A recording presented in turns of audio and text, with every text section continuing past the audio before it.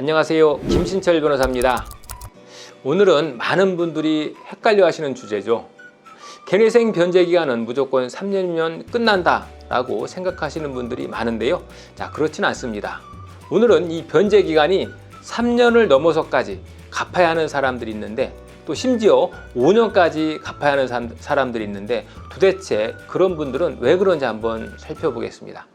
원래는 5년이 기본이었는데 2017년에 법이 바뀌면서 이 기간이 3년으로 단축됐죠. 하지만 문제는 바로 여기서부터 시작되는데요.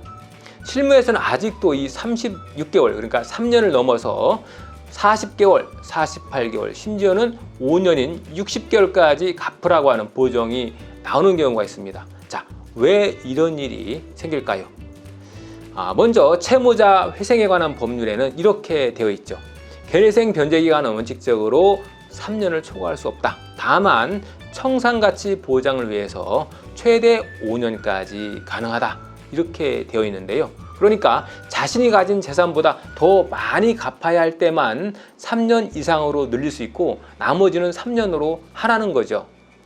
예를 들어서 내가 가진 재산이 5천만 원인데 내가 월 100만 원씩 갚는다고 하면 36개월 갚으면 3,600만 원밖에 못 갚죠. 그러니까 법원이 이럴 경우에 재산보다 적게 갚잖아 그러면서 그럼 기간을 좀 늘리세요 하는 거죠. 이것은 합리적이고 법에 맞는 거죠. 또 채무자가 최근에 대출을 많이 받아서 최근 대출 비중이 70% 이상이 된다거나, 주식이나 가상화폐, 도박 같은 것으로 돈을 썼다거나, 또 지인의 채무를 금융기관보다 우선해서 갚아줬다거나, 이런 경우에는 편파적 변제나 부정한 채무 발생으로 판단이 될 수가 있겠죠. 그래서 이런 경우에는 기간을 늘리는 경우가 더러 있는데요. 이것도 어느 정도는 이해가 갈 수가 있죠.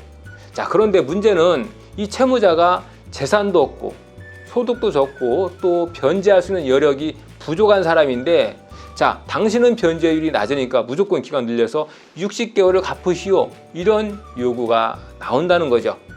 특히 이 대전지방법원의 경우에 자영업자에게 이런 보정이 심심치 않게 나오고 있는데요. 이런 보정은 참 문제죠.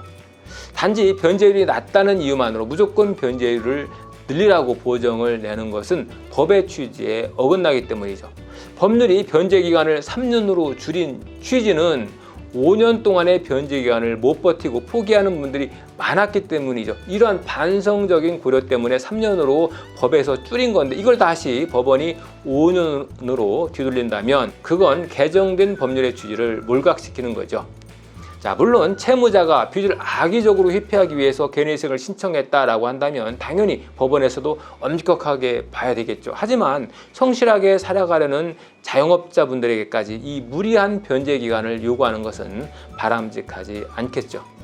개내생의 변제 기간은 3년이 원칙이고요. 재산이 많거나 도박같이 불성실한 측면이 있는 채무자처럼 특별한 경우에만 예외적으로 변제기간을 늘리거나 또 변제금을 더 높이라고 요구할 수 있다는 거죠. 단순히 변제율이 낮다는 이유만으로 변제율을 상향하라는 보정을 내리는 것은 동의할 수 없다는 겁니다.